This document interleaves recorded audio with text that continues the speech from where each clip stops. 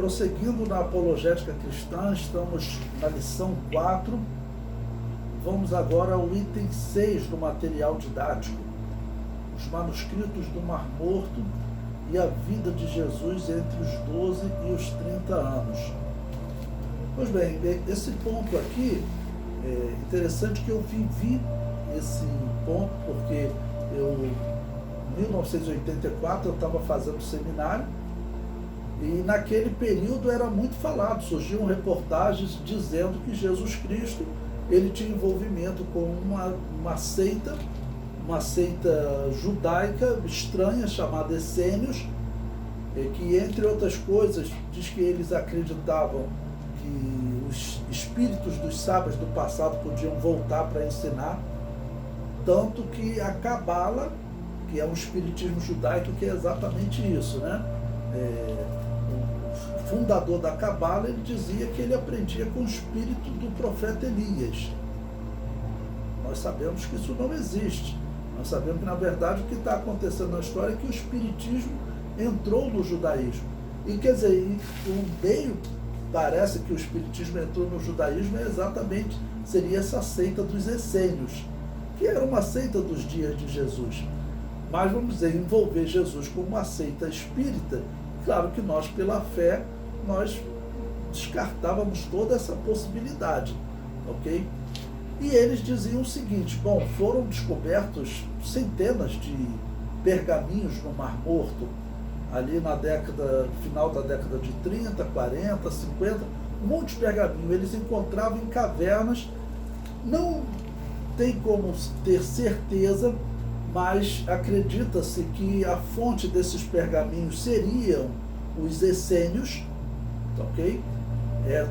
E esses essênios que teriam guardado esses pergaminhos lá no Mar Morto. Porém, existem outras possibilidades, que no ano 70, sacerdotes fugindo da cidade porque ela seria destruída, uma coisa que eles preservavam, os sacerdotes e todos os outros que podiam ter textos proféticos, né, ter uma cópia de um pergaminho, eles teriam pegado e teriam levado para o Mar Morto. Então não se tem nem certeza se foram os essênios que produziram. Mas é verdade que a história diz que eles viviam de copiar textos, viviam enclausurados, fazendo trabalho de escribas, ok? Então essa história que eu vou contar para vocês aqui agora, esse comentário, essa acusação, vamos dizer, eu ouvia, porque na época que eu era seminarista, ali na década de 80, 1984, era assim que a sociedade tratava, que Jesus já tinha uma ligação com os essênios. Então eu coloquei aí a acusação. Jesus era discípulo dos essênios e com eles estudou dos 12 aos 30 anos. Dizem que foram encontrados muitos termos, frases e conceitos até então considerados únicos a Jesus. Olha, bom, primeiramente, a Bíblia, pela descrição que a Bíblia faz, Jesus Cristo, ele ficou nesse período entre os 12 e os 30 anos cuidando da sua família. Nós não sabemos quando que José morreu, mas a Bíblia fala de José ali com Jesus com 12 anos e José desaparece da história, ok? Ou seja, Jesus era o primogênito. Então nós dizemos o seguinte, que Jesus estava cuidando dos seus irmãos, fazendo o trabalho de primogênito. Depois chegou um tempo que ele foi cumprir o seu ministério. Mas é claro que esse período que a Bíblia não fala nada da vida de Jesus, né? Diz que ele com 12 anos foi ao templo, ok? E depois vai já Jesus aparecer com quase 30 anos, iniciando o seu ministério. O que Jesus Cristo fez nesse período? A interpretação que a igreja dá normalmente ele ficou exercendo o papel de primogênito, cuidando dos seus irmãos. Os seus irmãos não teriam o que reclamar dele, né? Porque os seus irmãos já estariam criados. Então ele deixou a família e foi cuidar do ministério. Nós encontramos em alguns momentos os irmãos num certo conflito com Jesus, até dizendo que ele queria aparecer, mas acredito que isso não foi por Jesus não ter honrado vamos dizer, o fato dele ser primogênito. Por outros motivos de descrença, certamente. Ok? Agora, aqui o que eles dizem também que foram encontrados entre os essênios, eles dizem, isso é fato. Muitas expressões comuns faladas por Jesus eram faladas pelos essênios, mas isso com certeza. Os temas que Jesus pregava eram temas que os rabinos também pregavam, tinham temas que eles pregavam. Por exemplo, tem até um exemplo, Jesus Cristo, ele, quando foi perguntado sobre o grande mandamento, ele resumiu a lei, ok? No amar a Deus acima de todas as coisas e o próximo como a si mesmo, ok? Ele falou, disso resume toda a lei. A história comprova, tá bom? Isso Jesus está pregando ali, próximo do ano 29 da era cristã, próximo da sua morte, vamos dizer. A história comprova que quando Jesus nasceu, quando Jesus veio ao mundo, até nos dias que Jesus tinha 12 anos de idade e foi ao templo, havia um sábio lá no templo chamado Hilel. Se vocês quiserem anotar o nome dele, o nome desse sábio, chamado Hilel. Esse Hilel diz que ele é considerado pelo judaísmo o homem que melhor resumiu o que é a lei. Porque chegaram a ele, perguntaram, né, como ele poderia resumir a lei estando em um só pé, ou seja, de forma rápida.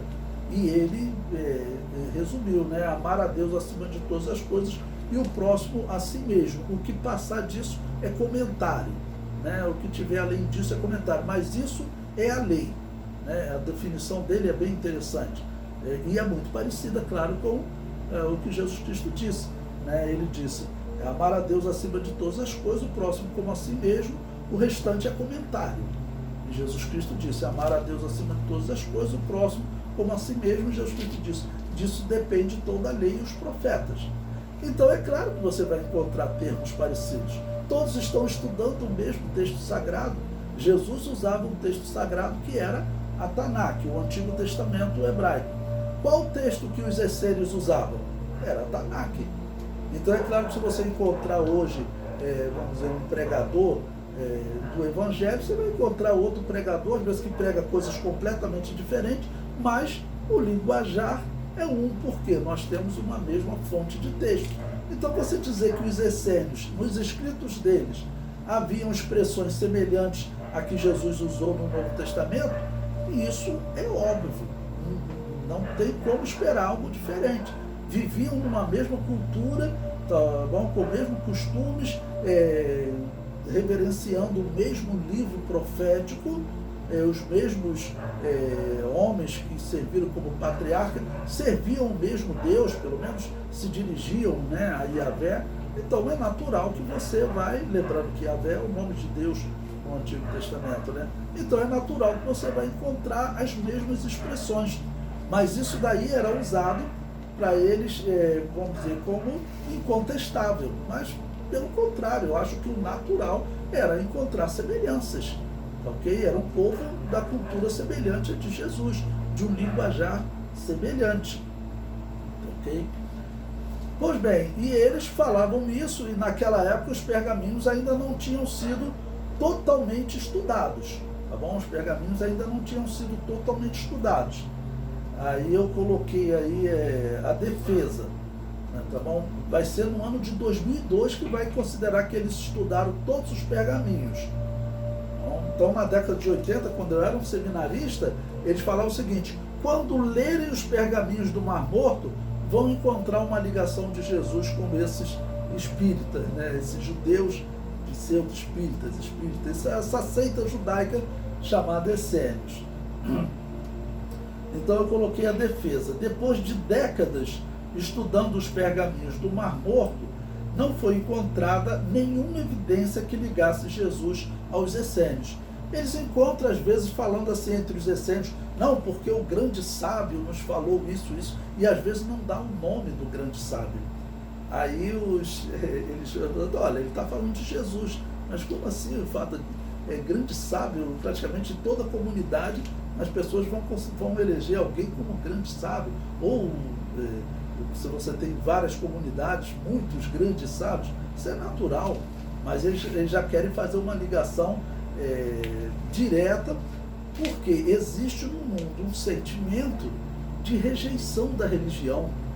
né, de que a religião ela seria algo ruim para a sociedade. Então, eles querem realmente pegar e tirar, vamos dizer, a autoridade da Bíblia. Existe esse sentimento na sociedade.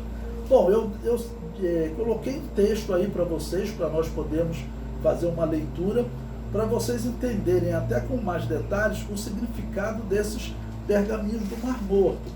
Porque, observe, esses pergaminhos, eles estavam ali há, vamos dizer, há quase 2000 anos. E esses pergaminhos, eles foram um testemunho muito importante. Por quê? Vamos dizer, um testemunho porque nós tivemos mudanças na história da igreja. E o que esses seguidores aí, esses acusadores, eles falavam? Olha, na verdade o cristianismo que existe hoje, ele foi inventado por Constantino e organizou aquela igreja católica. O cristianismo que havia antes era totalmente diferente. Eles se colocam como aqueles que seguem o verdadeiro cristianismo, mas acreditam até em doutrinas espíritas, né? Okay? Então eles falavam, e a leitura desses pergaminhos vão mostrar que historicamente Jesus era ligado aos essênios, ou seja, esses grupos espiritualistas, espíritas, né, que estudam a Bíblia, eles afirmavam isso na década de 80. Bom, a história comprovou que não. Mas eu coloquei esse texto aí para nós podermos ler, que ele é mais detalhado ainda, citando obras, okay, que falaram sobre Jesus e os essênios. Veja, o primeiro texto começa no ano de 1863. Claro, ainda não tinha nenhum sinal dos pergaminhos do Mar Morto. Ok? Os textos que havia sobre os essênios eram poucos, tá bom? Mas vamos criar uma hipótese. O problema é que eles criam hipótese. Quando essa hipótese é contrária à Bíblia ou à história do cristianismo, essas hipóteses se tornam teorias comprovadas. Lembre-se, hipótese, a pessoa ela considera, vamos dizer, algo que ela não tem evidência nenhuma. É uma hipótese, ela é algo que está, vamos dizer, só na sua mente. Ela pensa que pode ser verdadeira, mas às vezes não acha nenhuma comprovação. Então a hipótese não dá em nada, mas a hipótese pode se tornar uma teoria. Mas eles colocam hipótese, por ser contrária à Bíblia, essa hipótese já é vista como uma teoria comprovada. Veja, então no ano de 1863, um teólogo liberal chamado Ernest Renan lançou o livro A Vida de Jesus, onde afirmava sem provas que Jesus era um discípulo dos essênios, uma seita judaica que vivia enclausurada e praticava vamos chamar de espiritismo, misticismo judaico, né? Uma pausa aqui para explicar a vocês. Como eu disse, o misticismo, usando o misticismo aqui com esse sinônimo de espiritismo judaico, o espiritismo judaico, o misticismo judaico, ele nasce ali no 2º século da era cristã, quando um homem chamado Simeão, que acredita-se que ele tinha até ligação com os essênios, ele começou a declarar em escritos que eles poderiam aprender com os espíritos do passado e que o espírito de Elias vinha ali ajudar. Então nasceu ali oficialmente com ele, próximo do ano 150 da era cristã, um espiritismo judaico chamado Cabala, que eles chamam de misticismo judaico, tá bom? E aí passou, mas na verdade o que eles chamam de misticismo judaico é espiritismo judaico. Essa confusão, porque o termo misticismo, quando você vai no dicionário, o termo misticismo, ele não significa espiritismo. O termo misticismo significa aquele que crê no mundo, por exemplo, dos espíritos, que acredita em anjo, que acredita em Deus. Quem acredita num mundo além do mundo físico, ele é um místico, tá bom? Só que eles usam o termo místico para não usar o termo espírita. Então eles usam o misticismo judaico. Mas na verdade isso é o espiritismo judaico, porque a Bíblia condena o retorno de um espírito a este mundo. Mas esse homem começou a dizer que ele aprendia com o espírito de Elias, e depois vieram outros. em 1800 agora, teve um homem chamado Baal Shem Tov, que ele disse que aprendia com o espírito do profeta Aías, lá dos dias de Salomão, ok? Então, vamos dizer, foi uma afirmação também completamente estranha a religião judaica. Então isso está errado, ok? Mas tudo isso vinha dos essênios. Então esses grupos, né, se você pesquisar, tem um livro chamado Espiritismo Judaico, de Andrea Coogan. Você vai pesquisar na internet, você vai encontrar, só existe um livro com esse título. Ela descreve nesse livro, eu comprei esse livro, ela descreve como hoje o espiritismo é comum entre os judeus. Então, que eles queriam ligar Jesus aos essênios, porque os essênios, eles parecem ter uma ligação com a fundação da Cabala, e a Cabala é um espiritismo judaico, ou o espiritualismo judaico, ou misticismo judaico, mas que na verdade é um espiritismo judaico. Bom, então ele escreveu esse livro lá em 1863. No ano de 1880, o reverendo inglês Gideon Ousley encontrou em um monastério budista na Índia um pergaminho chamado O Evangelho dos 12 Santos. A lenda dizia que essênios, fugindo do Império Romano, levaram o livro para a Índia. Segundo a teoria de Ernest Renan, foi fundada a Igreja Essênia, seguindo, a teoria de Ernest Renan, foi fundada a Igreja Essênia de Jesus Cristo. Esse movimento ficou aguardando confirmações da teoria de Ernest Renan, que nunca vieram, mas como todo erro, os seus seguidores persistem até o dia de hoje, nos Estados Unidos e até no Brasil. Então existe a Igreja Essênia. Nasceu com esse Ernest Renan. Então eles esperavam que ele conseguisse uma comprovação. Vamos dizer, ele morreu, isso lá em 1880, e não conseguiu comprovação. Em 1923, Edmond Secley publicou um livro apócrifo chamado Evangelho Essênio da Paz, que também ligava Jesus aos essênios.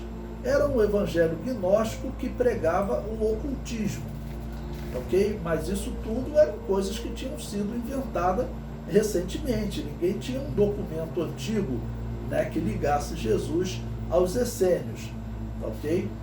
Então, vamos dizer, até nessa época eles publicavam as coisas, mas não tinha nenhum documento.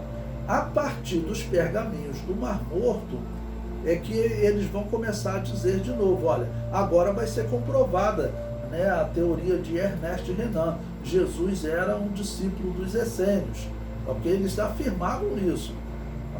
Bom, essa afirmação foi retomada então a partir da década de 40, quando vão ser encontrados os pergaminhos do Mar Morto, que eles passaram a considerar que teriam sido produzidos pelos essênios.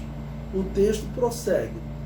Com os achados dos pergaminhos do Mar Morto, nos anos de 1947, que foram identificados como uma possível produção dos essênios,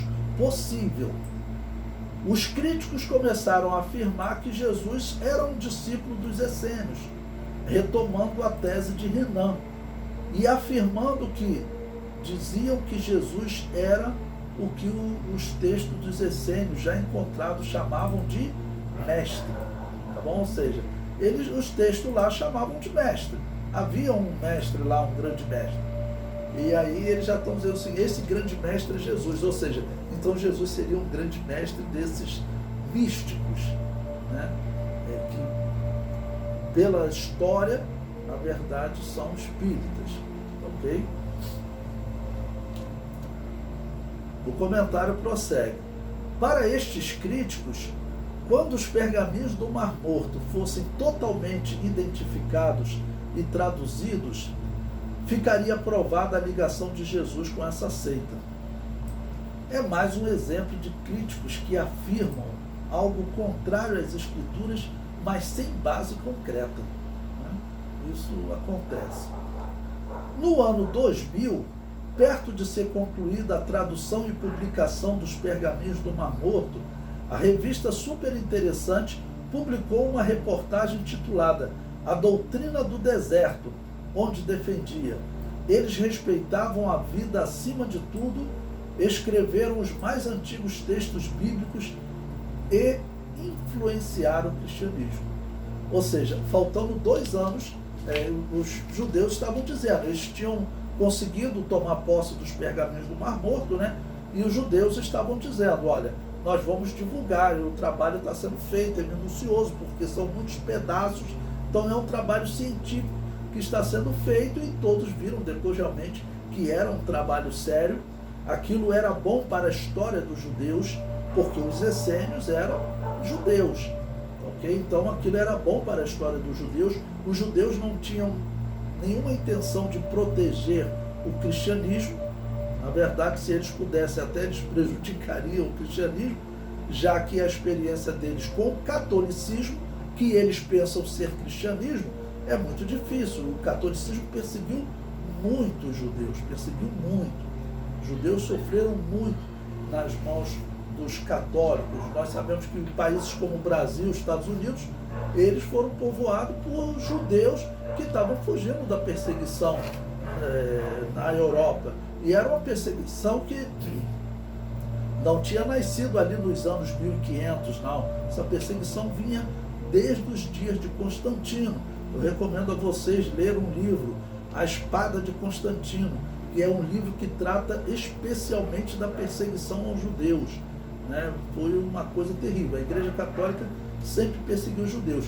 Então vocês vejam, estava perto de concluir a publicação dos pergaminhos do Mar Morto, e a revista Super Interessante já publicou essa reportagem dizendo que ele influenciou, ou seja, afirmando que ele influenciou o cristianismo. Ele não colocou aqui e pode ter influenciado o cristianismo, eles afirmavam, né? O comentário prossegue. A completa tradução dos pergaminhos do Mar Morto foi concluída no ano de 2002 e foi assim noticiada pela revista brasileira Galileu, revista de março de 2002. Essa revista está até à venda, ela se tornou tão rara, eu vi hoje, ela está à venda no Mercado Livre, né, por um bom dinheiro lá, porque ela foi um testemunho excelente exatamente sobre esses pergaminhos, e se Jesus era um essênio espírita ou se Jesus não tinha nenhuma ligação com ele, né? Então a revista, eu coloquei aí o texto na íntegra, que diz o seguinte: a história da origem do cristianismo jamais será a mesma. Essa era a expectativa de muitos aficionados pelas escrituras achadas acidentalmente em cavernas no deserto da Judéia em 1947, ou seja, os pergaminhos do Mar Morto. Ele prossegue. Para muitos deles, a tradução final desses pergaminhos, que incluem as mais antigas versões hoje disponíveis de diversos livros da Bíblia, pausa aqui para explicar, é verdade, eles encontraram o texto do livro de Isaías, que foi datado de 1000 anos mais velho do que o pergaminho mais antigo que nós tínhamos, né? Então isso é pura verdade. O que eles encontraram foram realmente bem mais antigos. E foi um testemunho a favor, porque mostrou, tá bom, que realmente havia uma diferença mínima, mesmo em pergaminhos sendo copiados num intervalo de 1000 anos. Isso mostra a integridade da Bíblia, e fizeram isso. O mais antigo foi o livro de Isaías. É um tema muito importante de ser estudado, né? Porque engrandece a nossa fé, ok? Engrandece a nossa fé. Então, diversos livros da Bíblia, o texto prossegue. Na esperança deles, a revista está dizendo, provaria que João Batista e o próprio Jesus pertenciam a uma seita de judeus celibatários, messiânicos e contrários à propriedade privada, que se isolaram no deserto à espera do juízo final. Pausa aqui para explicar a vocês, né? Então, realmente é dito que os essênios, eles eram assim. Eles ficavam isolados, eles um pouquinho até como os indianos fazem, e vão surgir entre os monges católicos, né? Aquilo ali, vamos dizer, alguns elogiam tá bom? Mas os monges católicos, como foram criados, é mais parecido com o que havia entre os indianos do que havia no cristianismo. No cristianismo, o homem tinha que estar saindo para pregar, não ficar isolado, ok? Pois bem, então, sobre os essênios, tudo isso é verdade, né?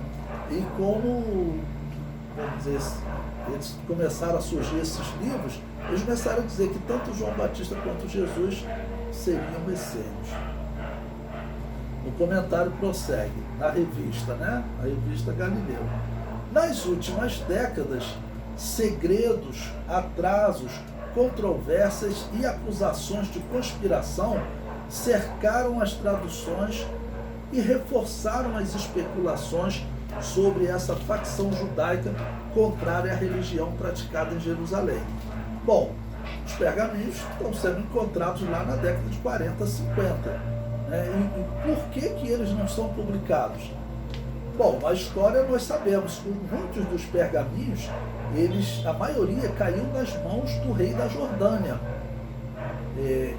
Na Guerra dos 6 Dias, em 1967, os judeus tomaram aquela região e aí os judeus tomaram posse dos pergaminhos e falaram, olha, não, eu não vou devolver, porque esse texto, ele pertence à nossa história, ok?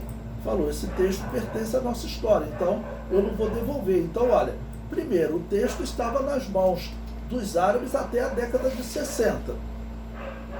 Em 1967, os judeus, naquela guerra, tomaram aquela região e aí eles vão pegar e vão guardar o pergaminho, mas os judeus viviam num período de guerra, de confusão. Terão uma outra grande guerra em 1973.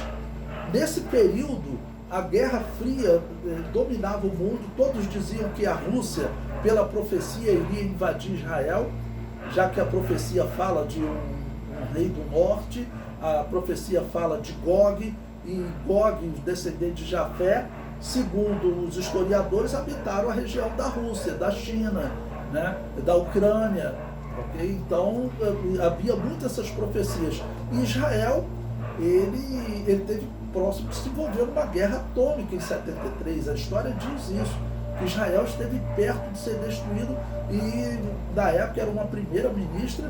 A história diz que ela chegou a colocar diversos aviões com armas atômicas no espaço, que se os árabes conseguissem vencer, eles estavam anunciando nas rádios, tudo dizendo, olha, é para matar um por um, para exterminar com o povo judeu. Então diz a história que essa foi a decisão. Se nós formos realmente vencidos, vocês aí pelo tempo, vocês vão pegar, vão subir, vão espalhar bomba atômica nessa região. Então a coisa era difícil para Israel naquele período. Ok? Então Israel ainda estava, vamos dizer, procurando paz, e a década de 80, né, vai seguir nessa Guerra Fria. Na década de 90 é que a Guerra Fria praticamente morre. A história considera assim, com a queda do Muro de Berlim e a fragmentação da União das Repúblicas Socialistas Soviéticas, que era a líder do comunismo no mundo. Aí todo mundo falaram, olha, agora os Estados Unidos e Rússia estão em paz, não tem mais essa de invasão, agora a coisa acabou. Na década de 90 foi isso. E aí, então, Israel teve tranquilidade para trabalhar nesses pergaminhos e foram publicados em 2002. Hoje ou seja, 12 anos depois do fim da Guerra Fria, vamos colocar assim, ok? Então, mas eles estavam afirmando, isso aí eles estão demorando porque eles estão ocultando alguma coisa do cristianismo. E afirmavam isso como se fosse verdade, aparecia aquelas teorias da conspiração, né? Bom, o comentário prossegue. A tradução integral dos manuscritos do Mar Morto acaba de ser editada pela Universidade de Oxford, na Inglaterra. Para aqueles que esperavam pelo menos alguma menção a Jesus ou aos primeiros cristãos, o resultado desse trabalho foi decepcionante. Ou seja, eles não encontraram nada. Aqueles que afirmavam que Jesus tinha ligação aos essênios, eles não encontraram nada, né? Tem textos diversos, muita cópia de textos da Bíblia, porque, como eu disse, os essênios, eles eram israelitas, né? Então eles esperavam a profecia, o cumprimento da profecia do Antigo Testamento. Por isso o comentário diz que eles esperavam o juízo final.